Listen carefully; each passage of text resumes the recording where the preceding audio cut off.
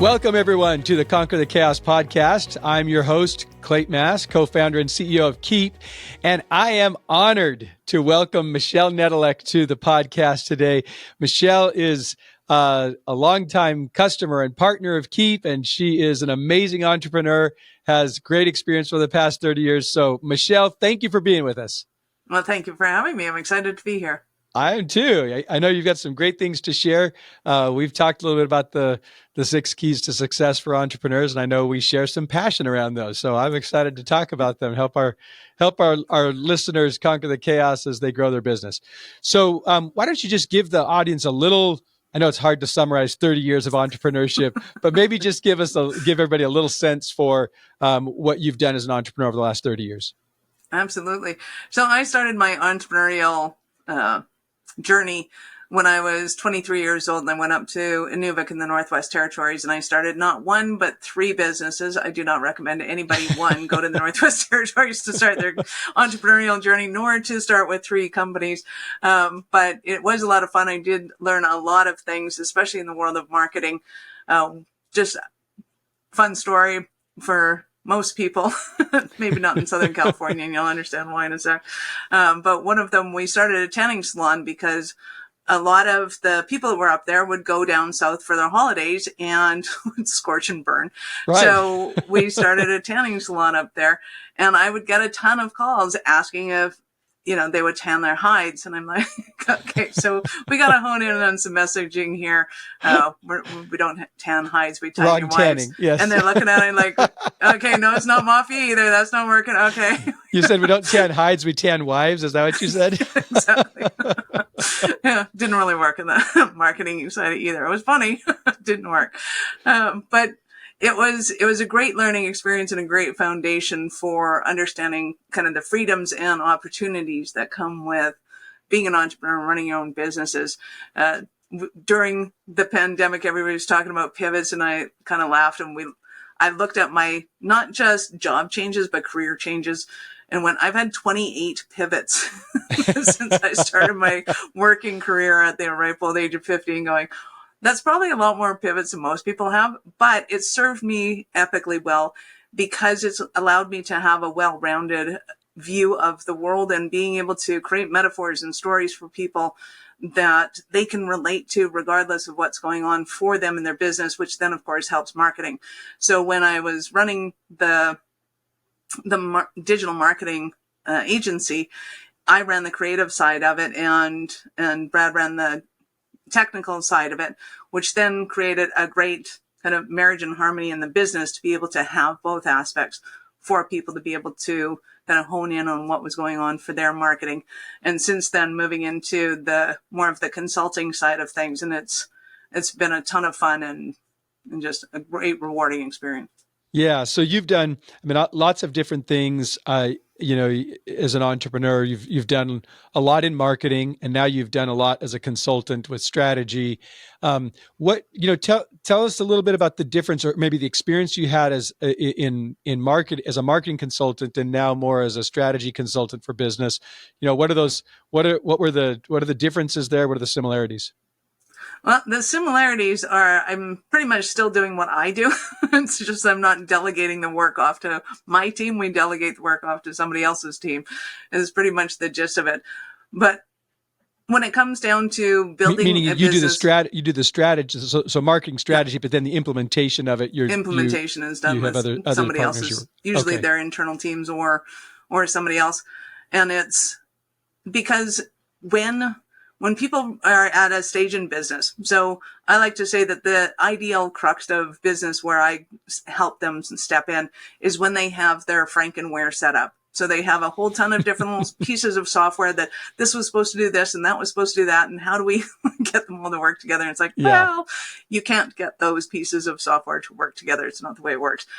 You can try to bring Frank to life. And trust me, I had the relationship with Frank for many years, and we tried to make the relationship work, and it just didn't. So we had to get rid of all the software. We were fortunate enough to move to Keap at that time, and be able to see how that brought a whole new life into our business, because the software was foundational to being able to run operations, creative, everything tied together. All conversations were around the same aspect. Like, it just changed business for us in so many ways. It was fantastic. And then within a few years, I love hearing that. That's always fun. yeah. And then within a few years, we're like, okay, this just makes it. Well, and as I was getting online, because I was doing personal development training and ran a company called Success Therapy, and we're helping veterans with PTSD and helping them to overcome that. Those systems made running multiple businesses easy and effortless in their capacities. It was a game changer. So as we were looking at kind of going online and going, okay, how do we change our messaging? We're in masterminds. We realized that people had a real issue with the tech stack. Like, they couldn't fathom it. They didn't understand it. These guys say they do this and everybody's saying that they don't. I don't understand. And so I had a loving conversation with Brad and said, hey, we need to help these people. Like, let's get together on this and just pivot the company again and go into doing the tech support for people. And that's when we became the Keap partners, and being able to really help small businesses to be able to strategize how they're running their businesses and to market them. So it was a small pivot for me in going from the executive coaching side into a little bit more of the marketing, but it's still very much a mental game, as you know, and still very much kind of understand. I want to come back to the executive coaching and the mental side of it, but I want to go for just a second on to dig a little bit deeper on the Keap side and the automation part of it, because a lot of times, as you probably know, the fifth key to success for entrepreneurs I talk about is automation. And while I rarely dig deep into Keap, there's something that you understand that you just touched on that I think is hard for listeners, maybe just normal small businesses, to relate to. And you said it wasn't just when you started to talk about what you do, you actually led with automating the operations. And that's really interesting because there's a lot of marketing automation software out there, CRM software that does marketing and sales. But I've always said that what makes Keap such a game changer is you can automate everything across your business. I'd love to hear you just describe for a second, what was it that you saw that you said, hey, we're doing this in our business, automating our operations. We should go do this for others. Can you help the audience understand a little bit more what that was, the automating of the operations? Absolutely. So as I was talking about this thing called Frankenware. So at that time, software was slightly different, but not really than what it is. So at that time, you had a CRM, you had a shopping cart, you had a website, you had like all these different elements of technology, or all these different aspects of business that needed technology behind them. And so I was being in charge of the personal development side of the company. Keeping in mind, Brad at that time was doing contracts for, he's a software architect and had higher up names. I don't really know what he did in those. So he'll probably go, really? Did you just tell him that? That's kind of, I'm explaining what down here, what he did, and what he did was actually up here. So I'm understating what he did, but it was epic and awesome. So when I'm like, okay, I need this for my shopping cart. I need this for my CRM. I have people's names and emails over here. I know who my students are because they're in a spreadsheet over there. And did what normal entrepreneurs did. And then I said, I need help with this. It's just got to be too big. I can't manage all of these things and get in front of a class from Friday to Sunday and then sell and do the sales at the end of it, trying to figure out who's buying what, when, where. It's, you get 10 people doing that. It's a lot of work. Hard you get 100 people doing that and it's impossible. That's right. Exactly. So he came in and he looked at it, and we were fortunate enough to be a part of a community. They had brought in a speaker and they explained Keap. Brad goes, talks to the guy at the back of the room, asks all the right techie questions. They're talking acronyms to each other. I walked away and he goes, okay, so would you mind if I use this software? I'm like, dude, if you want to do it, use whatever suits you. You go right ahead. But for him, the clouds parted, the angels sang, and he had everything he needed to be able to go from the website to, we could send people to a landing page. They could go in, they could sign up. the shopping cart, knew who was paying for it, how many things they had in their shopping cart, be able to give them one receipt for it, be able to deliver all of the software to them or the digital elements to them immediately, be able to give them the updates for the upcoming courses. Like, it was just phenomenal how much of the information that people needed when they wanted to sign up, they got that in the tip of their fingers. And if they couldn't find it in the email that was given to them, they would get a SMS text, which then, like, everything was all pointing in the same direction. Everything knew where everything was. We weren't having to manually move people from the shopping cart into the operational side of things. Like, for most entrepreneurs to go, I just need this to happen, they don't understand that what they're asking for you to do is to climb Mount Everest with a team of 28 people and climb down successfully, all while carrying their grandmother on their back. Like, it's, they just don't understand the amount of technology involved in these decisions of, I just want, people to get the course on time. I just want when people sign up. The fabulous one, I got to tell you this, drives me crazy, is people think they come up with a course and they go, okay, for this course, I just want to be able to sell it as a $2,000 course. Awesome. And then they go, okay, well, module 1, I want to be able to give that away for free on my talk, but not get the rest of the course. Okay, great. Okay, module 2 and 3, can we sell that separately as this other course over here? Yeah, sure. Oh, and by the way, can we sell this entire $2,000 thing as part of our $20,000 package? Right. You can, and it's a really simple decision to make as far as the sales presentation goes. If I'm going to change your PowerPoint, can I make those 4 things happen on a PowerPoint like that? Easy peasy. I can talk to you about the packaging. Everything is great. When it comes to the technology behind it and being able to deliver on that, they have no idea what they're asking for. Right. And that is problematic. Whereas with Keap, it becomes easy because all we had to do, well, all I had to do was tell Brad what to do. Let's be really honest about that one. Yeah. But when it came to the technology of it, he could, within moments, be able to make that happen. And everybody was on the right stream. As soon as I gave away this QR code, said, because you're at this event, you get this for free.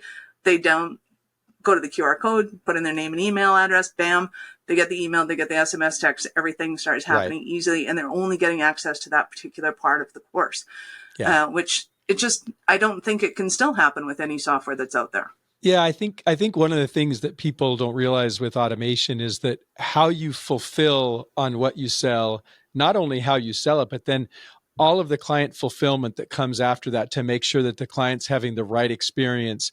That's where it turns into a bunch of manual work. You talk about the operations of it. Well, the client fulfillment, the billing, the internal processes, the workflows that you have to do in order to make sure that everything is happening the way it's supposed to.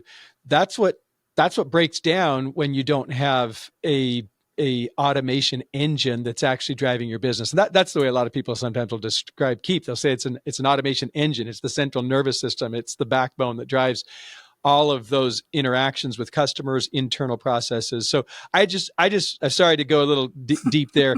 The reason I do it is because a lot of times when I talk about automation, I kind of know what it is in my mind. And sometimes it's harder for me to convey to people, here's what I mean by automation. And so I always, if someone's doing it and they're doing it deeply the way that you have with your business and with clients' business, I like for people to get it, because it's so much more than just, here's the automated process from collecting a lead and turning that into a sale. That's fine. That's nice sales and marketing automation, but all of the back end stuff that has to happen, all of it becomes very manual, very laborious. And it's where the breakdowns occur, where clients get frustrated, business owners get pulled in at the 11th hour.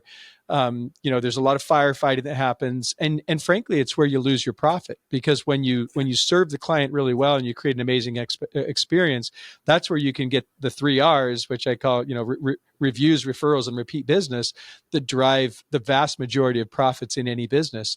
It's just much easier to get business from existing customers, and those reviews, referrals, and repeat business drive that profitability, but not if you don't have a good client experience where you have that consistent automated process that's going on. So thanks for going a little deep there. Well, and if I can give you 2 other examples, because a lot of people will go, oh yeah, that works if you have a digital product, but we run a resort. Awesome. we had a client that was, I asked your permission. I didn't even ask if I could have. You smiled. I took that as a yes. Sure, go for it. Okay. So we had a client that has a resort down in Florida, and what they had was hospitality software at the front end for the reception area. They had accounting software with the accounting department. They had legal software in the legal department, and they had sales software in the sales department. And the problem was everything had to be adjusted manually in order to be able to have those departments be able to communicate with each other. Mm-hmm. So when we walked in there, we're like, okay, this is kind of an easy solve in that we put Keap in place, and we can have the software that accounting needs to be able to integrate with it, so you're not doing manual downloads. We can allow for the aspects of the hospitality software to be able to integrate with it, and the sales software would just, a few minor tweaks, and you can actually use the sales funnels that are already in Keap, and that would make everything easier, so that when one person is talking to a client, they know what's going on. Because in the hospitality industry, when you have somebody that's a repeat client, they're coming year after year and they're staying at your resort, they have a history that is in the CRM.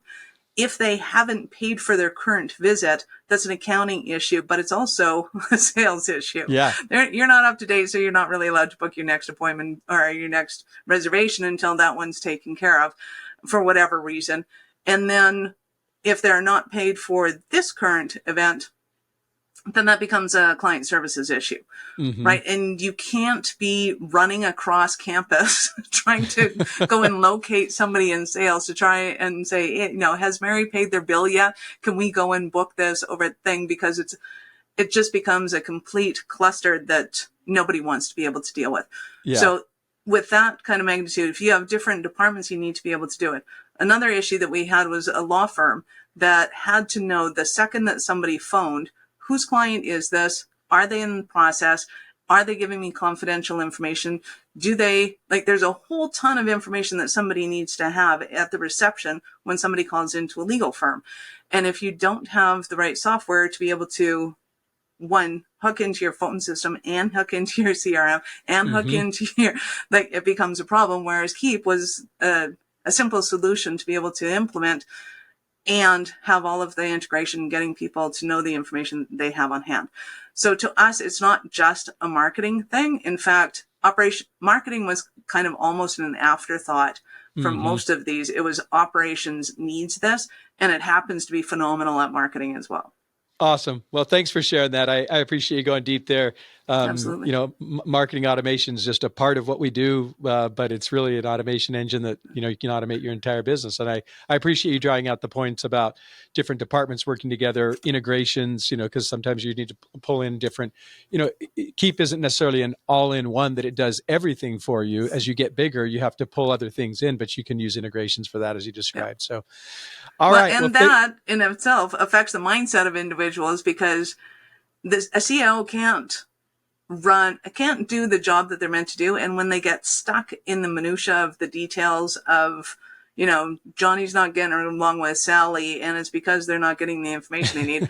They're not doing the job of a CEO, which is not micromanaging people, the relationships and tasks within the business. It's being able to be a visionary and the other leadership aspects that, once the chaos is contained, which is why I love the name of the book, once that chaos is contained, then they can step into the role of CEO.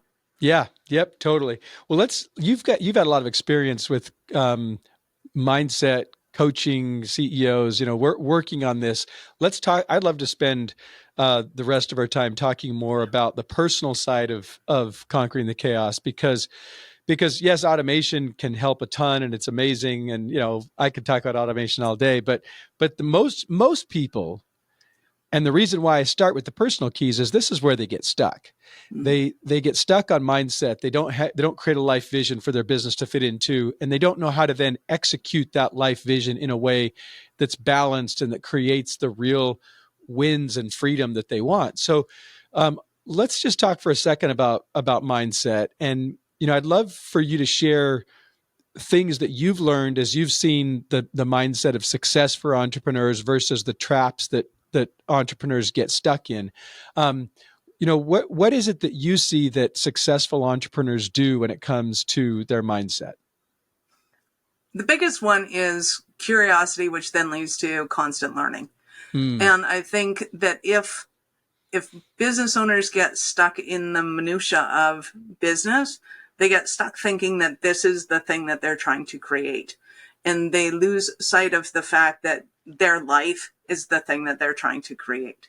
Mm. And I think without that fundamental element, that it becomes so easy to get stuck. It's easy to lose sight. It's easy to lose hope. It's easy to get stuck in, oh, the market's this way. Oh, the government's that way. And none of which matters when you have that centerpiece of, I'm creating my life. I love that. It's especially easy to get caught up in that and lose focus that you're creating your life, because so many times for entrepreneurs, their identity is so wrapped up in the business that Absolutely. it becomes very easy to, like, the business becomes life. And that's why it's so important to set the life vision. Life vision, I call out, has 5 components. And the first component is identity. And that identity is not about the business. That is about your life and who you are. And then purpose, why you exist, values, how you go about living your life, your mission, kind of your life goal, your big life ambition. And then your goals that you have in the 5 areas: physical, social, spiritual, business, and financial. So I love that you call that out, because it is easy as entrepreneurs to get our identity caught up in the business. It's easy for us to lose sight of the life that we're designing, the life that we're creating, and how the business serves that.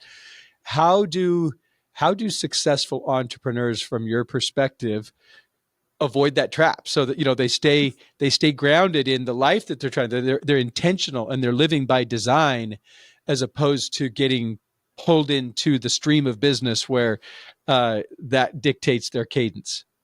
Absolutely. So one of the ways that I kind of visualize this is that the purpose for business, especially for entrepreneurs, to me, is to self-actualize.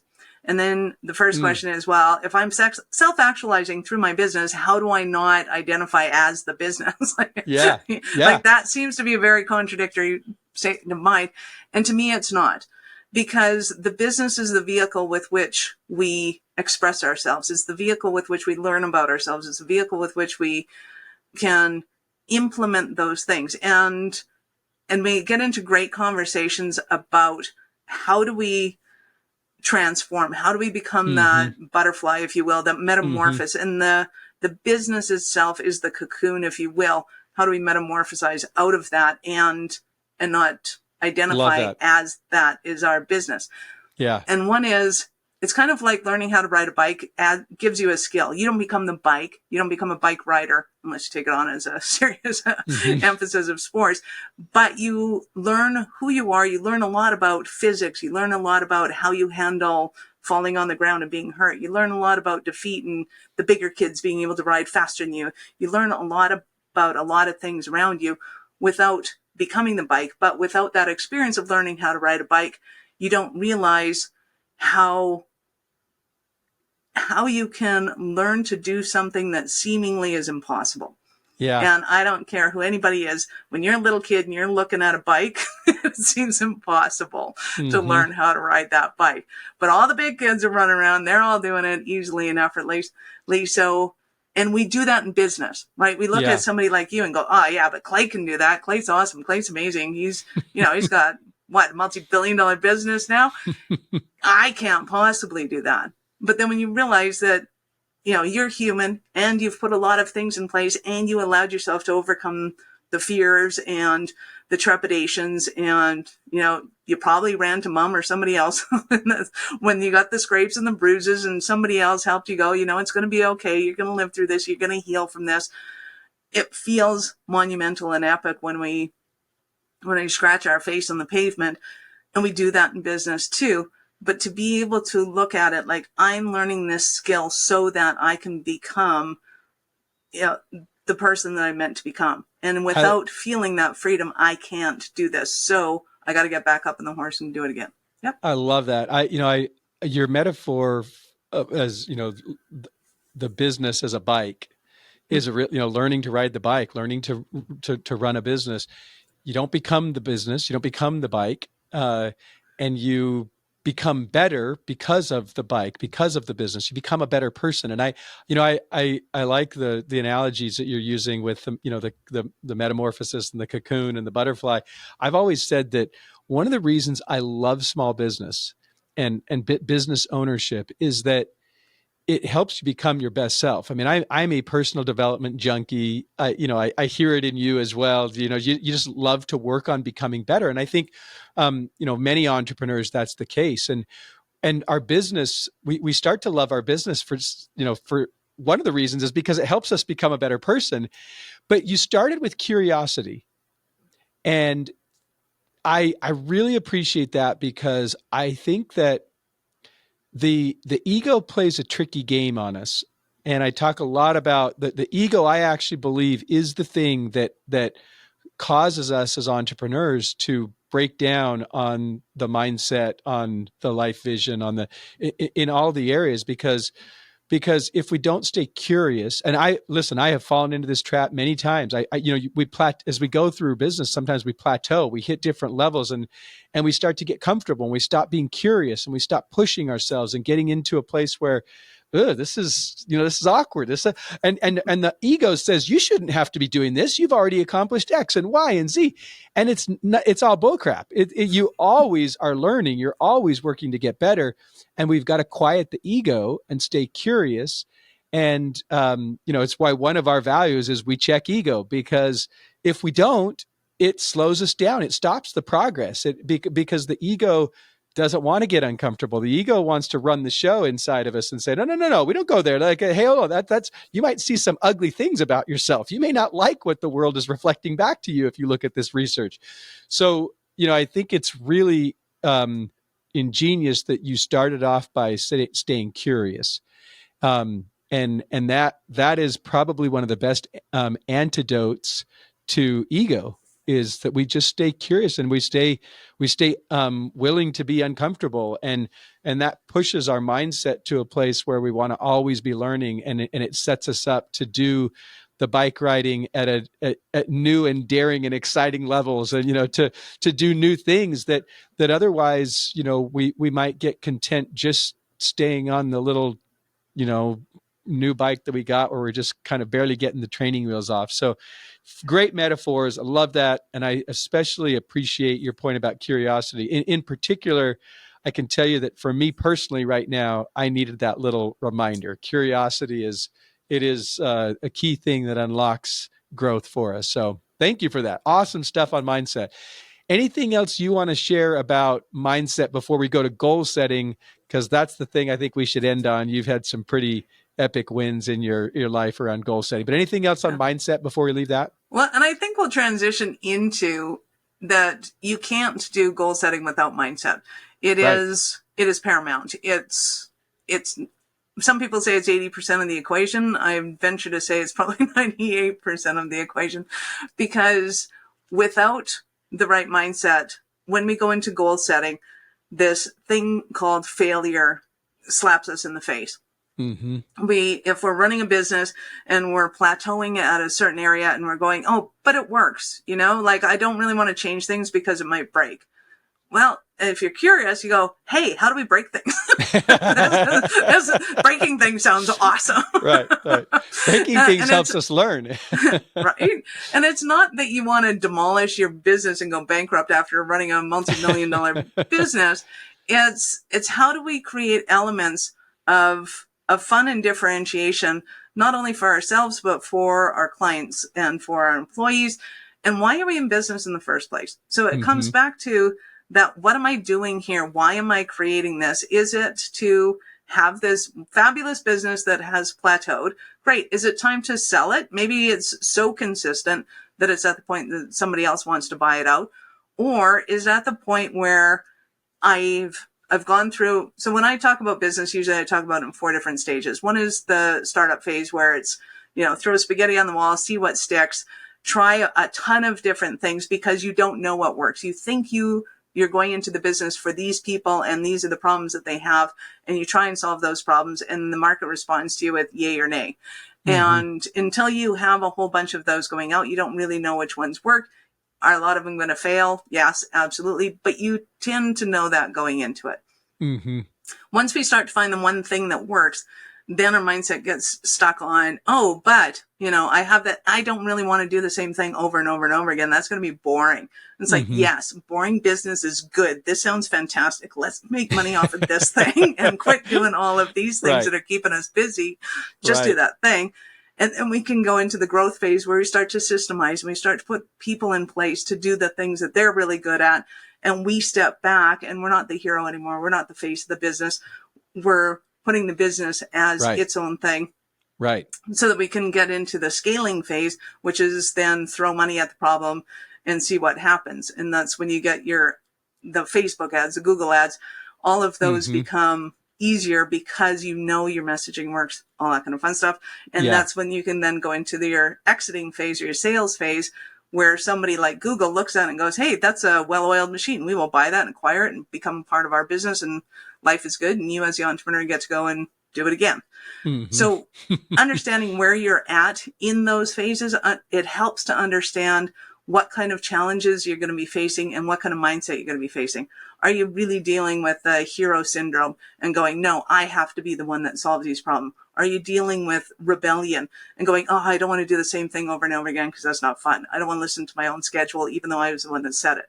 Are you like, it really is a fun game that our ego plays with us in business and stops us from growing and becoming all that we can become and self-actualizing, because it's comfortable, because we're making the money, because we're good at it. And those are the game teasers that we got to get past. Yeah, love it. Well, the phases of business you talk about that resonates with me. I talk about the stages of small business growth in the book. I talk about how those stages change over time, and they change, mysteriously enough on the ones and threes of revenue, as I describe it: 100,000, 300,000, 1 million, 3 million, 10 million, 30 million. It's been a very interesting thing to observe over 20 plus years. And it happens, and you gotta make adjustments in order to move past those stages, or else you plateau. But being very aware and cognizant of where you are makes all the difference in what you decide to do. And, I can hear you sharing that in the phases you describe, as you work on goals. And I'm right there with you. It's that we've got to be, I say all the time, it's not, you do this work around, working on your goals, not because you're trying to become perfect, but because as you practice it, you make progress, and progress is what we're all about as entrepreneurs. It's if we get too focused on perfection, we kill ourselves, because we stop. It actually breaks us down, instead of just being concerned about progress. And so I appreciate the way you're talking about goals and being comfortable with it's okay to not, sometimes we'll set goals in our company, and people will be like, oh yeah, but what if we call out this goal and we fall a little short? And I always say this, I say, when Babe Ruth stood in the batter's box and he pointed his bat out to right field, and, was pointing to section 122, row 7, seat 4. Nobody cared when he hit it to section 123, row 6, seat 2, right? It's like, it's okay. It's okay that we didn't hit it exactly. But I think some people really have a hard time with that. It's like, no, if we didn't hit the goal exactly. And it's like, no, let's look, like, long-term goals have lots of flexibility in how close we get to them. Short-term goals, the closer we are, the more we want to nail those things. But that relationship to, that relationship of precision versus, direction, precision in the short term, direction in the long term. And then when we don't hit it perfectly in the short term, we just we learn, we see, well, what did we not do? What do we need to do better? And we get right back on the bike, to use your analogy, and we get better. So I appreciate your orientation around goal setting with permission to fail, and with actually looking at it like that's a good thing when we don't quite get it, because we learn and we figure out how to get better. And I think that's something that successful entrepreneurs become very comfortable with. Whereas the less successful entrepreneurs or people who can't bring themselves to entrepreneurship, they just can't get comfortable with a directional long-term goal or a missing a short-term goal precisely. You know, Well, it like breaks them. yeah, let me give you some tips that I give people, because I think Great. it's very important for people to differentiate between a task and a goal and what I call a manifestation. And it's just a word. Don't get too attached to Yeah. it. Yeah. A task is something you already know how to do. You do them all day. You write an email, you make a phone call, you make those things. If you hire somebody and they've never written an email before, that could be a goal for them. So a task is something you already know how to do. You've done it a dozen times. Somebody tells you to do it. You're like, yep, no questions asked. A goal is something by definition that you do not know how to do. So if you know how to do it, it is not a goal. It's a task. So if you can do it and you do it perfectly every single time, it's a task. It's not a goal. And that could be for somebody to start $1 million company. I've done it 3 times. I know how to do it. I could do it a 4th, a 5th, a 7th. Yep. That's a task for them. And then a manifestation is, to me, is something that you aspire to. It sounds phenomenal. It's pie in the sky, but you don't have a living clue how this is going to happen. And whether you want to call it God inspired or, you know, the heavens have to part in order for this to happen. Awesome. Yes. And I personally think that all people need to have all of them. CEOs in particular need to learn the difference between them. Because there's an email that I want to go out and I want it to be right. Okay, might there be typos on it? Okay, fine. Like, don't get your knickers in a knot just because there's a typo on an email. Nobody cares. And those who do, just tell them they win a prize and it's all good. Right. Yay, thank you for noticing. You win a prize and go and give them something. Right. Setting goals is paramount in a business because that's what allows us to strive and go for bigger and better, whether it's the markets, whether it's improving our products, whether it's better customer service, whatever that goal is. And yes, having epic customer service or having an experience for people that they declare is phenomenal. You may not have a clue how to do that. You may never have experienced that before in your life. Awesome. Then that makes a good goal. By definition, you don't know how to do it. Therefore, it's a good goal. If you set out to say, hey, we're going to conquer the world and we're going to make sure that there's a private computer on everybody's desk at home across the world, that is a manifestation. That is like, nobody knows how to make that happen. But if we could, that would be a little epic. And it took, 40, 50 years to be able to happen. And so be it. I think CEOs have to be able to kind of operate in all 3 areas and understand what the differences are and what it takes to be able to get there. So if your team is stuck on, it has to be perfect. If we set a goal to make $1 million, we have to make $1 million. That's their job. They're task oriented. Great. Awesome. They're probably going to reverse engineer those plans. They're going to have them nailed down. They're going to put strategy in front of tactics. They're going to do all the things they need to do right in order to make that happen. But understand at the end, nobody knows how to make it happen yet. So somebody's going to fail. Somebody's going to do awesome. But in those failings, they learn. Yeah. So as I always say, if a scientist puts out a hypothesis and they say, if we put these ingredients at these temperatures together, it's going to make this, and we're right, the scientist doesn't stop there and go, yay, let's go to market. We done. We know how this works. Because they don't, right? They have to break it in order to make a mistake, to know that it was that ingredient, was that temperature, was those things that were put into it to make it work. So it's the brokenness of failing that is paramount to being foundational to having us being able to succeed at our goals. Well, and I thank you. That was great stuff. I love the distinction between task, goal, and manifestation. And by definition, you're saying a goal is something we don't know how to do. Therefore, entrepreneurs have to become very comfortable with, I'm going to figure this out. I don't know how to do this, but I'm going to figure this out. And I think that is where, that when I see successful entrepreneurs, they have a very strong gene of, it's okay that I don't know how to do this, but I have supreme confidence that we will figure this out. And I, in fact, get a little bit of a kick and just sort of a rush out of, I don't know how to do this, but we're going to go do it. And it's going to be really fun when we get this all done. And people go, oh, wow, we did that. And it's so cool that we figured it out together. And when you do that, what I love is the bigger the group that goes and figures out something that we didn't know collectively how to do before, the more thrilling the rush. It's just amazing. And I think sometimes some people they're just so uncomfortable with trying to go figure out something that I don't already know how to do. And the pressure becomes so much and their minds get so taxed with it that they shut down the creation. They shut down the inspiration. They shut down the ability to actually figure out along the way. And that's one of the things I just revere about entrepreneurs, the successful entrepreneurs that just say, no, we'll go figure this out. We'll go do it. And I love hearing the stories of when people do it. I love hearing the confidence that grows when people go, oh yeah. And now we can look back and say, we didn't know how to do this before. Now we've done it. And in your parlance, now it's a task now, because now we know how to do it. And now we could go do that again.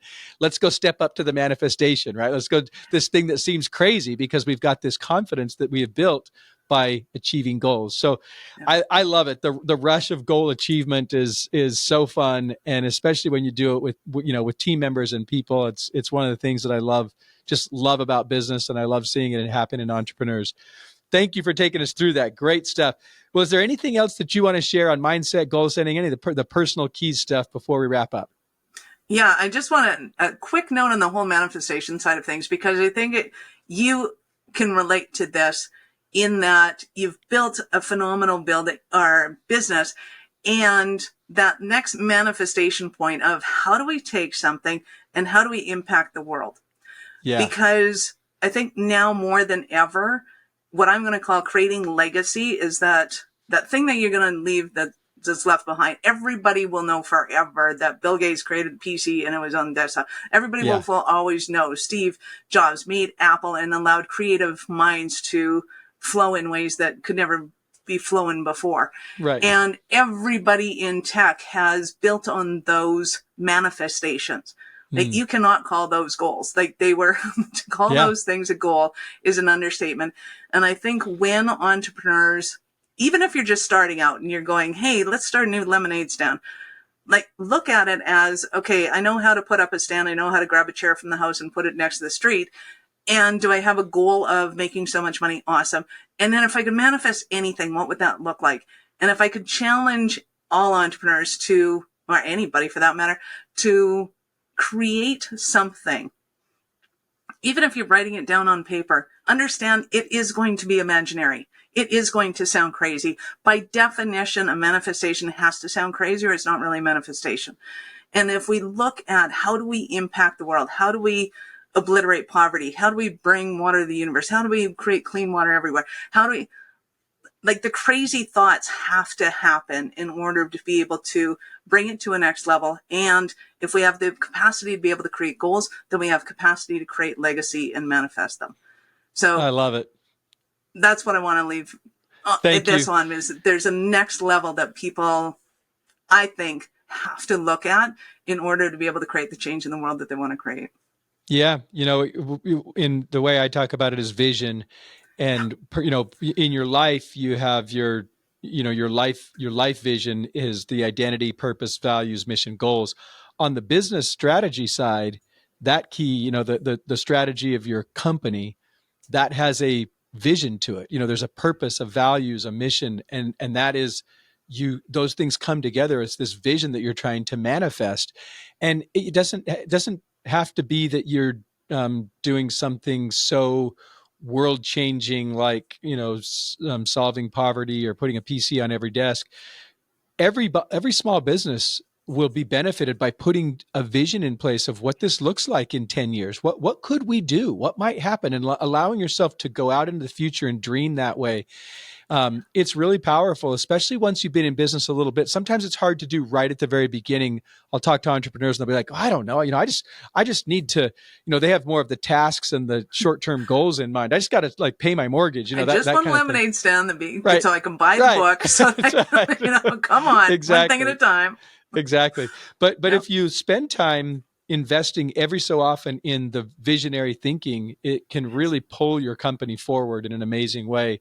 And then when you tie that to your personal vision, it becomes just so fun to do. So thank you for taking us through that. Awesome stuff, Michelle.